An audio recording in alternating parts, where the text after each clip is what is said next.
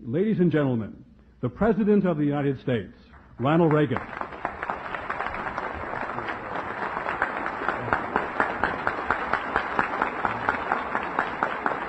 Thank you.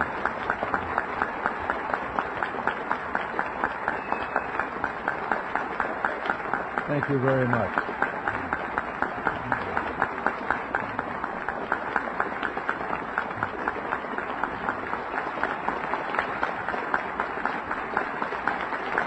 Thank you very much.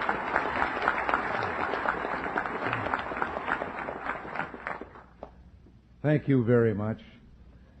And Reverend clergy all, Senator Hawkins, distinguished members of the Florida Congressional Delegation, and all of you, I can't tell you how you have warmed my heart with your welcome. I'm delighted to be here today. Those of you in the National Association of Evangelicals are known for your spiritual and humanitarian work, and I would be especially remiss if I didn't discharge right now one personal debt of gratitude. Thank you for your prayers. Nancy and I have felt their presence many times in many ways. And believe me, for us they've made all the difference. The other day in the East Room of the White House at a meeting there, someone asked me whether I was aware of all the people out there who were praying for the President. And I had to say, yes, I am. I've felt it. I believe in intercessionary prayer.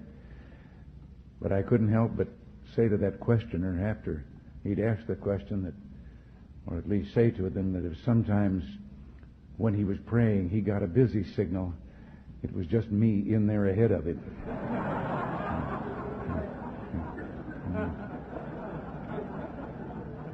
I think I understand how Abraham Lincoln felt when he said, "I have been driven many times to my knees by the overwhelming conviction that I had nowhere else to go." From the joy and the good feeling of this conference, I go to a political reception. Now, I don't know why, but that bit of scheduling reminds me of a story, which I'll share with you. An evangelical minister and a politician arrived at Heaven's Gate one day together. And St. Peter, after doing all the necessary formalities, took them in hand to show them where their quarters would be. And he took them to a small single room with a bed, a chair, and a table, and said this was for the clergyman. And the politician was a little worried about what might be in store for him.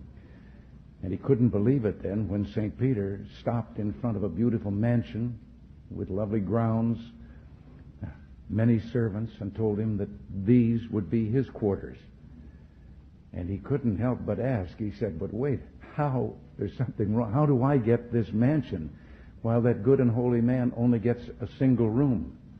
And St. Peter said, "You have to understand how things are up here. We got thousands and thousands of clergy. You're the first politician who ever made it."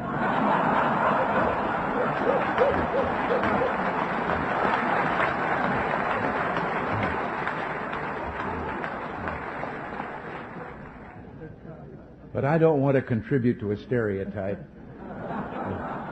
So I tell you, there are a great many God-fearing, dedicated, noble men and women in public life, present company included. And yes, we need your help to keep us ever mindful of the ideas and the principles that brought us into the public arena in the first place. The basis of those ideals and principles is a commitment to freedom and personal liberty that itself is grounded in the much deeper realization that freedom prospers only where the blessings of God are avidly sought and humbly accepted. The American experiment in democracy rests on this insight. Its discovery was the great triumph of our founding fathers, voiced by William Penn, when he said, "If we will not be governed by God, we must be governed by tyrants." Explaining the inalienable rights of men, Jefferson said, "The God who gave us life gave us liberty at the same time."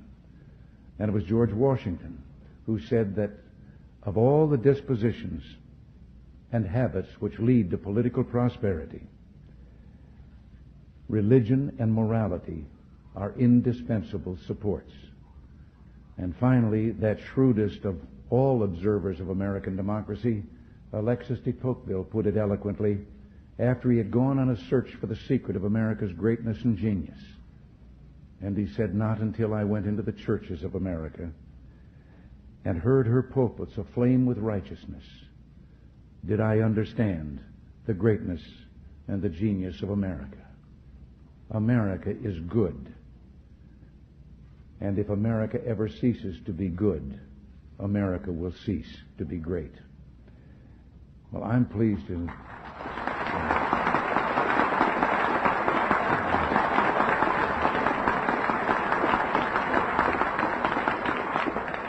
I'm pleased to be here today with you who are keeping America great by keeping her good. Only through your work and prayers, and those of millions of others, can we hope to survive this perilous century and keep alive this experiment in liberty, this last best hope of man. I want you to know that this administration is motivated by a political philosophy that sees the greatness of America in you, her people, and in your families, churches, neighborhoods, communities, the institutions that foster and nourish values like concern for others and respect for the rule of law under God. Now, I don't have to tell you that this puts us in opposition to, or at least out of step with, a prevailing attitude of many who have turned to a modern-day secularism, discarding the tried and time-tested values upon which our very civilization is based. No matter how well-intentioned, their value system is radically different from that of most Americans. And while they proclaim that they're freeing us from superstitions of the past, they've taken upon themselves the job of superintending us by government rule and regulation. Sometimes their voices are louder than ours, but they are not yet a majority.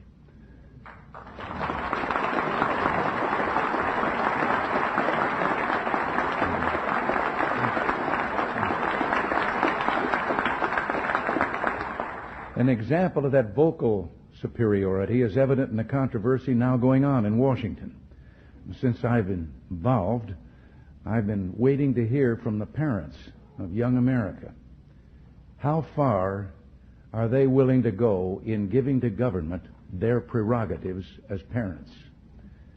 Let me state the case as briefly and simply as I can.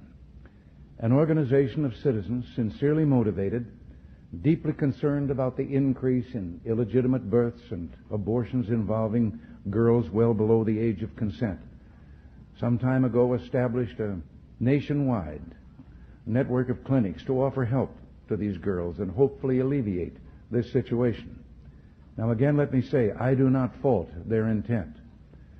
However, in their well-intentioned effort, these clinics have decided to provide advice and birth control drugs and devices to underage girls without the knowledge of their parents.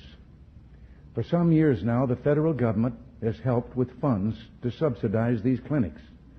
In providing for this, the Congress decreed that every effort would be made to maximize parental participation. Nevertheless, the drugs and devices are prescribed without getting parental consent or giving notification after they've done so. Girls termed sexually active, and that has replaced the word promiscuous, are given this help in order to prevent illegitimate birth or abortion. Well, we have ordered clinics receiving federal funds to notify the parents such help has been given. One of the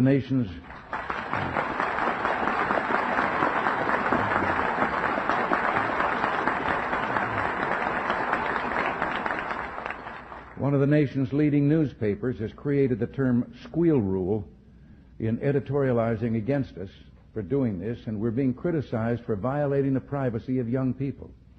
A judge has recently granted an injunction against an enforcement of our rule. I've watched TV panel shows discuss this issue, seen columnists pontificating on our error. But no one seems to mention morality as playing a part in the subject of sex.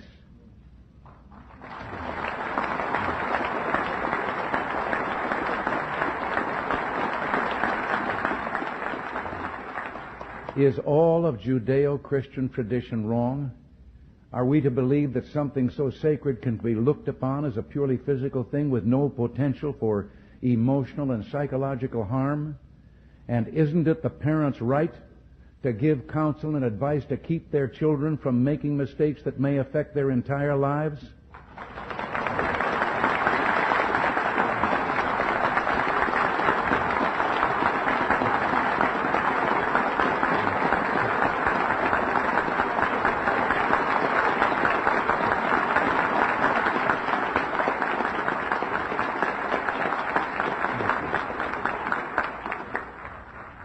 Many of us in government would like to know what parents think about this intrusion in their family by government. We're going to fight in the courts. The right of parents and the rights of family take precedence over those of Washington-based bureaucrats and social engineers.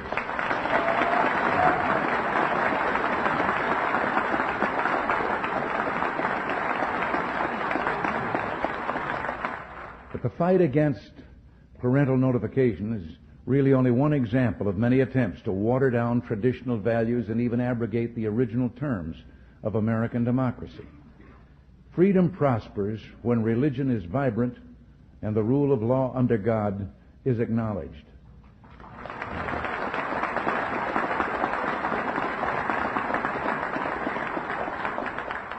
When our founding fathers passed the First Amendment, they sought to protect churches from government interference. They never intended to construct a wall of hostility between government and the concept of religious belief itself.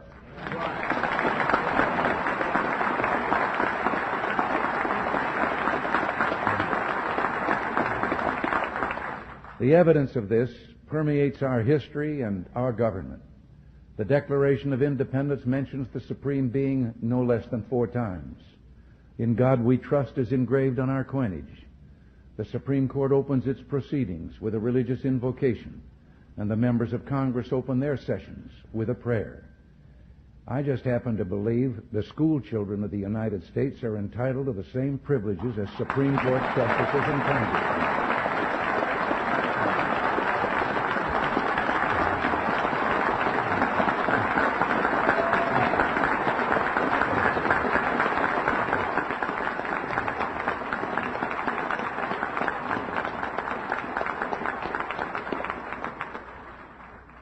Last year, I sent to Congress a constitutional amendment to restore prayer to public schools. Already this session, there's growing bipartisan support for the amendment, and I am calling on the Congress to act speedily to pass it and to let our children pray.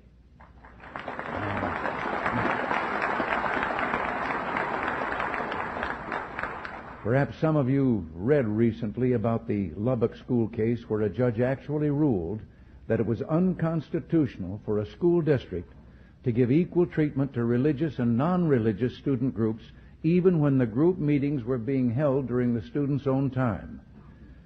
The First Amendment never intended to require government to discriminate against religious speech.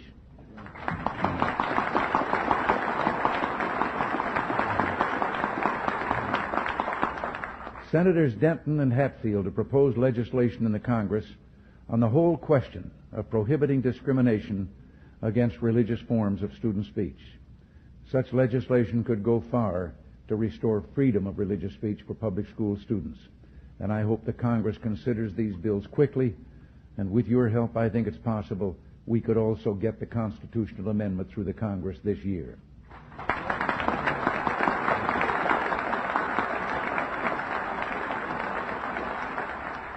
More than a decade ago, a Supreme Court decision literally wiped off the books of 50 states statutes protecting the rights of unborn children. Abortion on demand now takes the lives of up to 1.5 million unborn children a year. Human life legislation ending this tragedy will someday pass the Congress, and you and I must never rest until it does.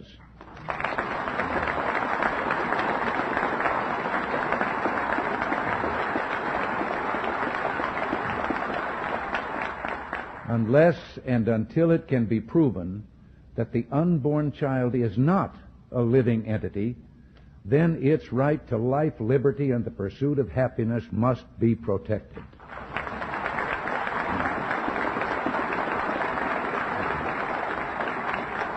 You may remember that when abortion on demand began, many, and indeed I'm sure many of you, warned that the practice would lead to a decline in respect for human life, that the philosophical premises used to justify abortion on demand would ultimately be used to justify other attacks on the sacredness of human life, infanticide or mercy killing.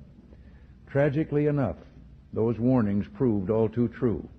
Only last year, a court permitted the death by starvation of a handicapped infant.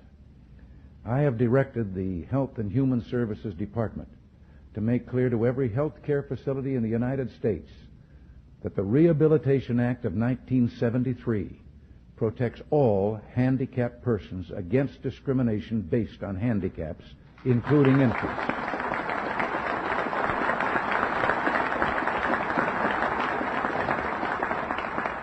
And we have taken the further step of requiring that each and every recipient of federal funds who provides health care services to infants must post and keep posted in a conspicuous place a notice stating that discriminatory failure to feed and care for handicapped infants in this facility is prohibited by federal law. It also lists a 24-hour toll-free number so that nurses and others may report violations in time to save the infant's life.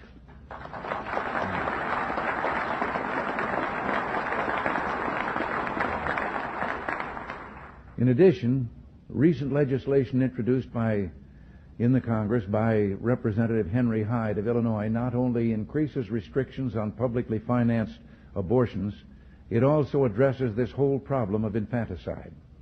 I urge the Congress to begin hearings and to adopt legislation that will protect the right of life to all children, including the disabled or handicapped.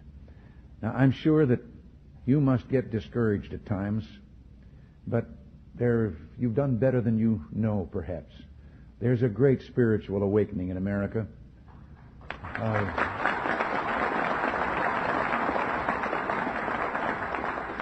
A renewal of the traditional values that have been the bedrock of America's goodness and greatness. One recent survey by a Washington-based research council concluded that Americans were far more religious than the people of other nations. 95% of those surveyed expressed a belief in God, and a huge majority believed the Ten Commandments had real meaning in their lives. And another study has found that an overwhelming majority of Americans disapprove of adultery, teenage sex, pornography, abortion, and hard drugs. And this same study showed a deep reverence for the importance of family ties and religious belief.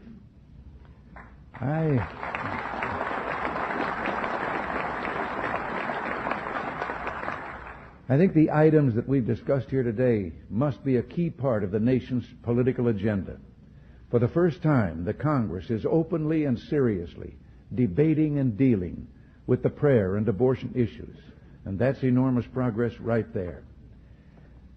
I repeat, America is in the midst of a spiritual awakening and a moral renewal, and with your biblical keynote, I say today, yes, let justice roll on like a river, righteousness like a never-failing stream.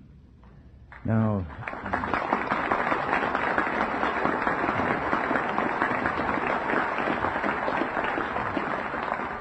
obviously, much of this new political and social consensus I've talked about is based on a positive view of American history, one that takes pride in our country's accomplishments and record. But we must never forget that no government schemes are going to perfect man. We know that living in this world means dealing with what philosophers would call the phenomenology of evil, or as theologians would put it, the doctrine of sin. There is sin and evil in the world, and we're enjoined by Scripture and the Lord Jesus to oppose it with all our might. Our nation, too, has a legacy of evil with which it must deal. The glory of this land has been its capacity for transcending the moral evils of our past.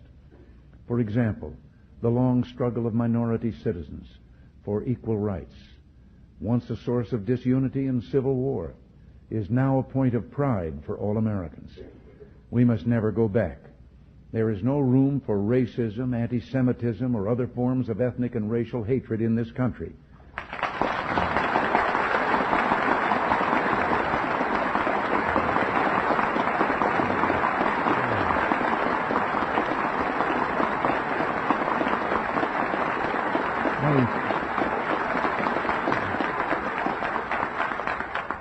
I know that you've been horrified, as have I, by the resurgence of some hate groups preaching bigotry and prejudice. Use the mighty voice of your pulpits and the powerful standing of your churches to denounce and isolate these hate groups in our midst. The commandment given us is clear and simple. Thou shalt love thy neighbor as thyself.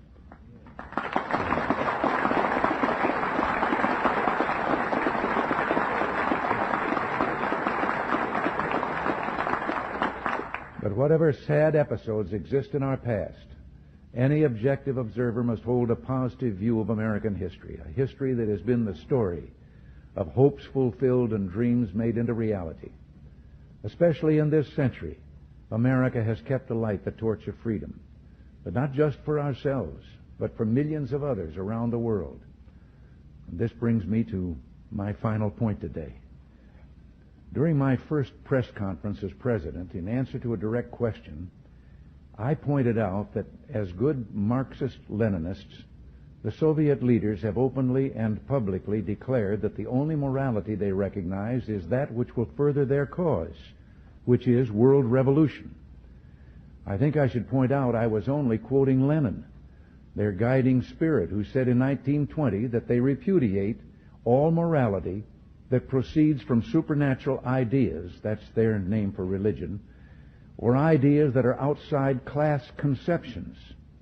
Morality is entirely subordinate to the interests of class war, and everything is moral that is necessary for the annihilation of the old exploiting social order and for uniting the proletariat. Well, I think the refusal of many influential people to accept this elementary fact of Soviet doctrine illustrates an historical reluctance to see totalitarian powers for what they are. We saw this phenomenon in the 1930s. We see it too often today. This doesn't mean we should isolate ourselves and refuse to seek an understanding with them. I intend to do everything I can to persuade them of our peaceful intent, to remind them that it was the West that refused to use its nuclear monopoly in the 40s and 50s for territorial gain, and which now proposes 50% cut in strategic ballistic missiles and the elimination of an entire class of land-based intermediate-range nuclear missiles.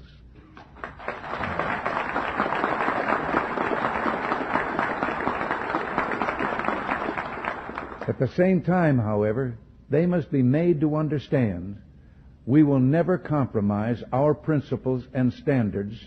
We will never give away our freedom. We will never abandon our belief in God.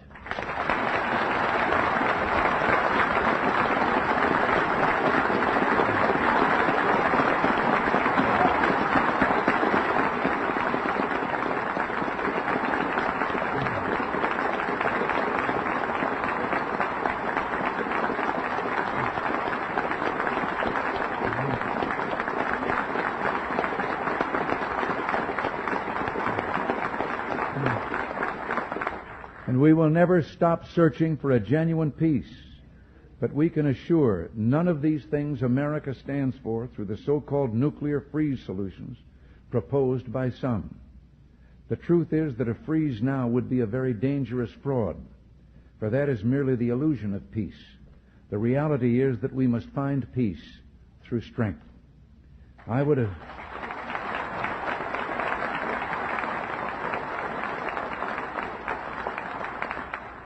would agree to a freeze if only we could freeze the Soviets' global desires.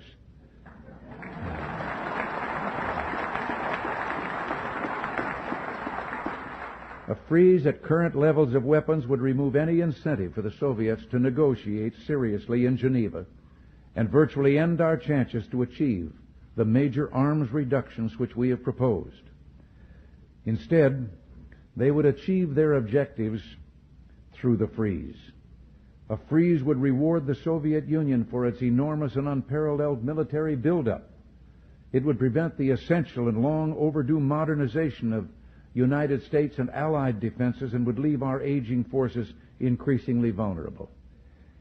And an honest freeze would require extensive prior negotiations on the systems and numbers to be limited and on the measures to ensure effective verification and compliance. And the kind of a freeze that has been suggested would be virtually impossible to verify. Such a major effort would divert us completely from our current negotiations on achieving substantial reductions.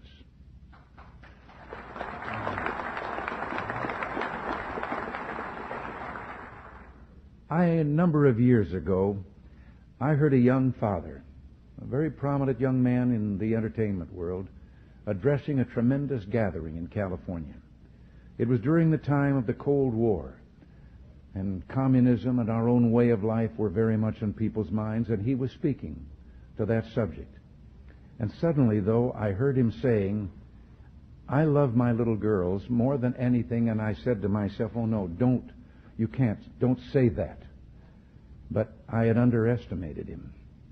He went on, "I would rather see my little girls die now, still believing in God, than have them grow up under communism and one day die no longer believing in God."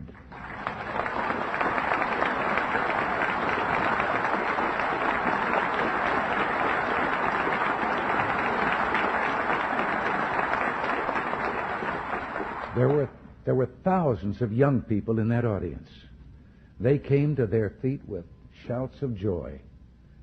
They had instantly recognized the profound truth in what he had said with regard to the physical and the soul and what was truly important.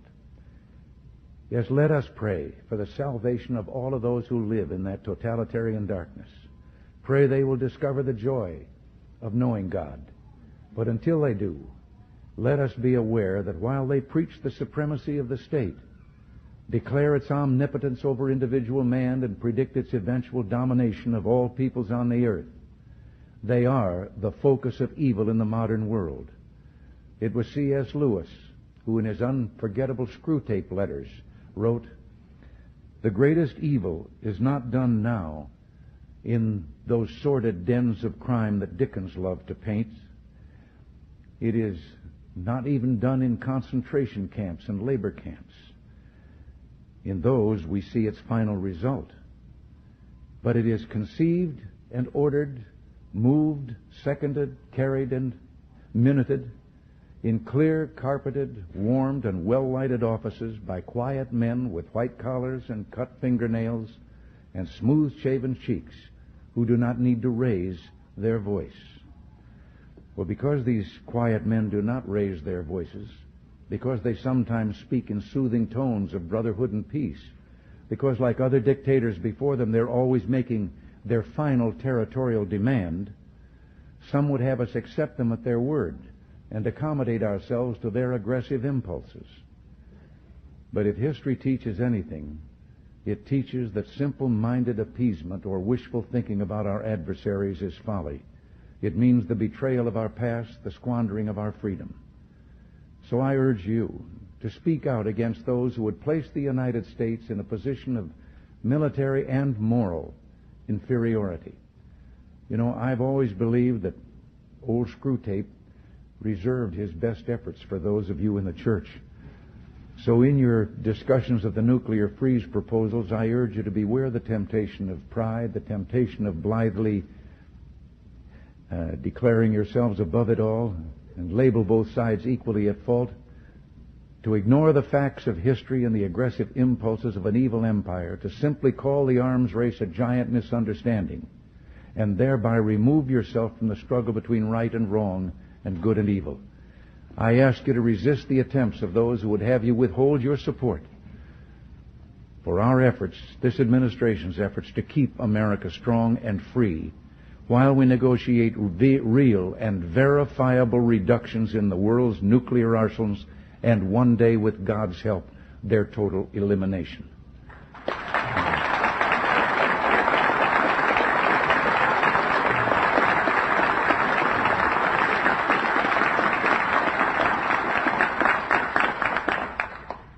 While America's military strength is important, let me add here that I've always maintained that the struggle now going on for the world will never be decided by bombs or rockets, by armies or military might. The real crisis we face today is a spiritual one. At root, it is a test of moral will and faith.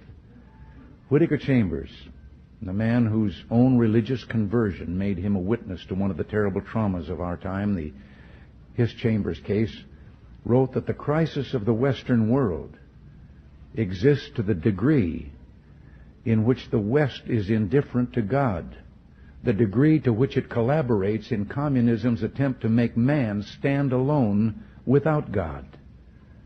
And then he said, for Marxism-Leninism is actually the second oldest faith, first proclaimed in the Garden of Eden with the words of temptation, ye shall be as gods.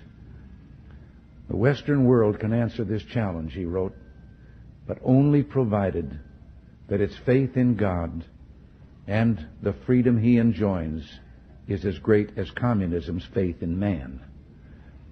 I believe we shall rise to the challenge. I believe that communism is another sad, bizarre chapter in human history whose last pages even now are being written. I believe this because the source of our strength in the quest for human freedom is not material, but spiritual. And because it knows no limitation, it must terrify and ultimately triumph over those who would enslave their fellow man. For in the words of Isaiah, he giveth power to the faint, and to them that have no might he increased strength. But they that wait upon the Lord shall renew their strength. They shall mount up with wings as eagles. They shall run and not be weary.